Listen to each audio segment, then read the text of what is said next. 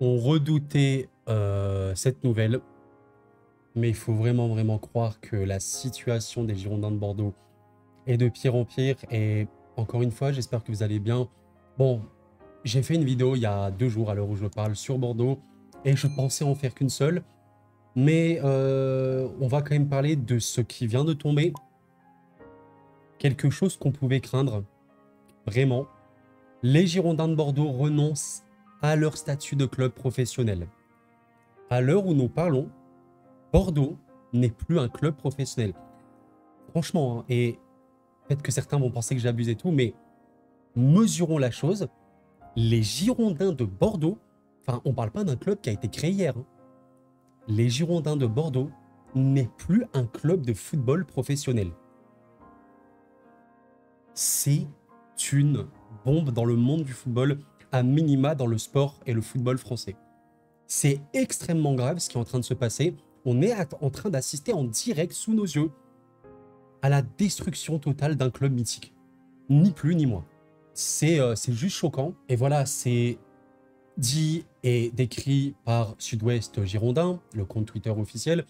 Enfin, officiel, vous avez compris, c'est un compte qui relate un petit peu l'actualité de Bordeaux. C'est la fin d'une ère aux Girondins. Le club a fait savoir à la Fédération française de football qu'il renonçait à son statut professionnel obtenu en 1937. Rendons-nous compte, ça allait faire bientôt, enfin dans la prochaine décennie, 100 ans, 100 ans que Bordeaux est un club professionnel.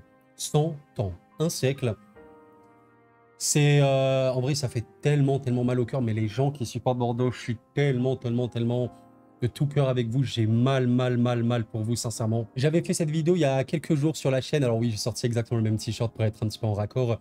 Gérard Lopez a tué les Girondins de Bordeaux. Bon, effectivement, ce n'était pas que Lopez qui a tué Bordeaux, mais ce que je voulais dire par là, c'est que il a un peu sonné le glas, je sais pas trop comment dire, mais c'est lui qui a mis la pelle et qui a enterré Bordeaux définitivement. Évidemment, les conséquences d'avant, King Street, entre autres, c'était une folie. Mais vraiment, je voulais vous remercier dans cette vidéo pour tous les retours. Alors, je ne m'attendais pas du tout que ce soit une vidéo qui soit, comment vous dire, partagée, je ne sais pas si c'est le bon terme, mais qui ait autant d'engouement. Il y a eu beaucoup de commentaires, de messages très positifs. Je n'ai pas pu répondre à tout le monde, mais j'ai lu, je pense, à peu près tout le monde. Merci vraiment pour votre retour, pour votre soutien. J'ai vu des gens qui supportaient n'importe quel club, même des clubs au-delà du football français. Et merci à vous, j'insiste là-dessus. C'est un moment très grave, hein, ce qui est en train de se produire. C'est choquant, c'est un club mythique, enfin encore une fois. Je pense que ça arrive à n'importe quel club, même un club qui est né depuis 10-20 ans. Bien sûr que c'est triste et il y a des gens qui aiment ces clubs-là et c'est dramatique. Maintenant, voilà, quand je dis c'est dramatique, toute proportion gardée, ça reste du football, comme je l'ai dit dans ma dernière vidéo. Mais pour certains, le football, c'est leur vie entière. Il y a des gens qui supportent Bordeaux, peut-être, voilà, ils ont 20 ans, ils aiment Bordeaux, il y a une vraie part de leur vie qui tombe, mais peut-être qu'il y a des gens qui ont 40, 50, même plus, 60 ans, qui supportent Bordeaux depuis qu'ils sont enfants. Il y a réellement leur vie qui y est arrachée, en quelque sorte. Vous comprenez? Ça, c'est un débat assez psychologique qu'on va pas non plus développer trop longtemps, mais voilà, toute proportion gardée, il se passe quelque chose de très grave pour le football français, pour les Girondins de Bordeaux. J'ai même profité pour en faire un post. En 2009, Bordeaux était champion de France et mettait un terme à l'ultra-domination lyonnaise au Ligue 1. Parce que oui, je rappelle, il me semble que l'OL avait remporté le championnat 7 fois de suite, je crois. Mais bon, c'était un record qu'on n'a jamais vu. Même le PSG sous QSI n'a jamais réalisé cet exploit-là de remporter 7 fois de suite la Ligue 1. Même plus, je sais pas, je crois que c'était 8 fois, mais je crois que c'était 7. Ben, bref, vous me direz, pardon. C'était juste phénoménal. Donc Bordeaux avait arrêté ça. Il me semble que Marseille était deuxième d'ailleurs. Il y avait une grosse bataille. En 2010, Bordeaux était en quart de finale de la Ligue des Champions. Et oui, en affrontant l'OL de l'époque. Imaginez, on remonte à il y a 14 ans, Bordeaux, Lyon, quart de finale de Ligue des Champions. C'était exceptionnel, franchement. Le football français était à un niveau assez formidable en Europe. Il était rayonnant, c'était très beau. Et voilà, aujourd'hui, 15 ans plus tard, Bordeaux est relégué par la DNCG en national et risque fortement la disparition. C'est dingue de se dire que j'ai écrit ça il y a à peu près 48 heures à l'heure où je parle. La disparition, elle n'a jamais été aussi proche parce que oui, là, ce qu'on apprend de Bordeaux, c'est que ce n'est plus un club professionnel. Rendez-vous compte qu'on n'est pas loin de la liquidation judiciaire, qui est la pire chose possible. La liquidation rime avec disparition, sans mauvais jeu de mots. C'est ce qui peut arriver à Bordeaux et du coup repartir en Régional 3. Franchement, je prononce ces mots, peut-être qu'après coup, après la vidéo, je m'en rendrai compte, mais Bordeaux, encore une fois, imaginez demain, on annonce l'Olympique de Marseille, l'Olympique Lyonnais, je sais pas, l'AS Monaco, le Paris Saint-Germain, l'AS Saint-Etienne, bah, comme ça, vraiment, ces immenses clubs. Demain, ces clubs disparaissent. Et je sais pas si on se rend compte. Bordeaux, alors peut-être que c'est pas Saint-Étienne, Marseille ou je sais pas quoi, mais c'est quand même largement dans le top des clubs français. On parle de ça. C'est ça qui me choque le plus. Parce que quand tu es une telle marque, une telle puissance dans le football, tu es censé avoir une gestion qui t'empêche de couler et qui, au-delà de t'empêcher de couler, ben, ça te maintient au très très haut niveau en Ligue 1. Régulièrement, tu dois jouer le top. Normalement, c'est ça. Mais apparemment, ça n'a pas suffi. La marque Bordeaux va disparaître. Il y a des gens qui ont du sang sur les mains. Il y a des gens qui ont du sang sur les mains. Mais voilà, comme j'ai terminé le message, je voulais également envoyer mon soutien aux supporters des clubs comme Sedan, Sochaux, Niort et tout. Parce que oui, il y en a beaucoup, il y a même Tours, etc. Enfin, j'en ai sûrement oublié. Mais encore une fois, j'ai rien contre Niort, j'ai rien contre Sedan. C'est des vrais clubs français qui ont une histoire et tout. Pas de problème. Maintenant, est-ce que c'est Bordeaux? Même Sochaux, qui honnêtement a une histoire assez forte hein, dans le championnat de France, qui a même remporté des trophées, il n'y a pas de problème. Ah, c'est pas Bordeaux. La marque de Bordeaux, elle est immense. Encore une fois, voilà, il y a 15 ans, ça a gagné le championnat de France. Il y a 14 ans, c'était en quart de finale de Ligue des Champions. Je ne sais pas si on a déjà vu, vous me dites, hein, peut-être que j'en oublie, mais est-ce qu'on a déjà vu comme ça dans l'ère moderne, 21e siècle, une telle chute aussi rapide, aussi brutale? Parce qu'on ne parle même pas d'un club qui était un peu, voilà, Ligue 2, comme ça, non.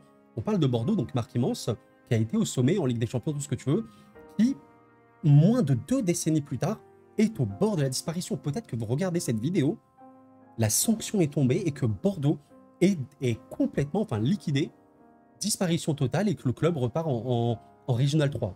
Peut-être qu'alors vous regardez la vidéo, c'est ce qui va se passer. À un moment là, c'est gravissime. Est-ce qu'on a déjà vu ça dans l'ère moderne? Je sais pas. Peut-être que j'en oublie là comme ça, c'est très possible. C'est fou. Donc voilà, message évidemment de soutien et de paix par rapport à tout ça, c'est chaud. Et du coup, je vous montre le commentaire d'un tweetos, hein, sûrement bordelais. Force à toi si tu passes par là. Chaque jour, on prend un coup. C'est quand la fin? Il pose une question intéressante, mais où ça s'arrêtera? C'est quoi la fin? La Régionale 3, R1? Comment on a pu en arriver là? Enfin bref, quel est son intérêt? Et du coup, il y a quelqu'un qui répond: impossible de présenter un budget National 1 avec la masse salariale actuelle. C'est exactement ça le problème. On sait que parmi les mauvaises gestions de l'ère Lopez, ça a été des salaires beaucoup trop élevés pour Bordeaux. Et voilà, ça a complètement coulé le club sur beaucoup de dettes. King Street avait déjà fait le taf avec beaucoup de choses un peu sombres. Encore une fois, je ne suis pas le plus grand expert de Bordeaux. Je vous invite toujours à étayer un petit peu votre argumentaire. Mais c'est ce qui a aussi conduit à cette situation, des salaires trop élevés, comme il le dit. On ne peut pas être en N1 comme ça. Il fallait obligatoirement libérer tous les joueurs avant de passer devant la DNCG pour espérer rester en N1, pour espérer. Et je dis bien espérer. Et en fait, c'est ça le gros problème. Actuellement, je ne pourrais pas vous dire combien de millions de dettes à Bordeaux. Je pense qu'on est sur des dizaines de millions de dettes, peut-être 30 millions, 40 millions, peut-être que j'extrapole un peu, mais c'est énorme. C'est beaucoup trop. J'aimerais garder l'espoir et je suis quelqu'un de très optimiste et j'essaie toujours de voir le positif, même dans les choses négatives. Là, le positif que je peux revoir, c'est, je sais pas. Honnêtement, je sais pas, parce que même si le club repart totalement en R3, imaginez demain, Bordeaux est un club de Régional 3, c'est quoi le positif là-dedans? On peut toujours se dire, ouais, bah écoute, le positif, c'est que Lopez va partir, on repart de zéro, donc on est plus sain, ouais, mais ça aurait pas dû arriver. Ça n'aurait jamais dû arriver. Peut-être que, ouais, je sais pas, peut-être que ça touche un peu moins Bordeaux, mais imaginez quoi, demain il y a ça pour Marseille, pour Saint-Etienne ou quoi. C'est très choquant, c'est très choquant. Des telles marques ne peuvent pas du tout être dans cette situation-là. Bref. Bon les amis, très courte vidéo, une des plus courtes de ma chaîne pour exprimer rapidement ça. Donc encore une fois, une immense pensée, soutien pour tous les supporters de Bordeaux et évidemment pour les supporters qui voient leur club disparaître. Voilà ce qu'amène une mauvaise gestion. Comme je le disais, n'oublions pas que le football, ce sont des entreprises. Qui dit entreprise, dit argent, dit contrôle, gestion de l'argent. Et quand c'est mal fait, on arrive à ce résultat-là. Bon, maintenant, j'espère quand même que Gérard Lopez aura la décence maintenant de se retirer complètement. Parce que je crois que là, il faut vraiment pas qu'il marche en plein Bordeaux. Ça risque d'être un peu dur là niveau insulte, même si évidemment je ne cautionne pas du tout tout ça, vous le savez très bien. Et voilà. Bref, c'est la chute d'un monument. C'est la chute d'un monument qu'on le veuille. Et les amis, portez-vous bien quand même évidemment, c'était Kuro. Prenez soin de vous, excellent été. Et la paix sur vous.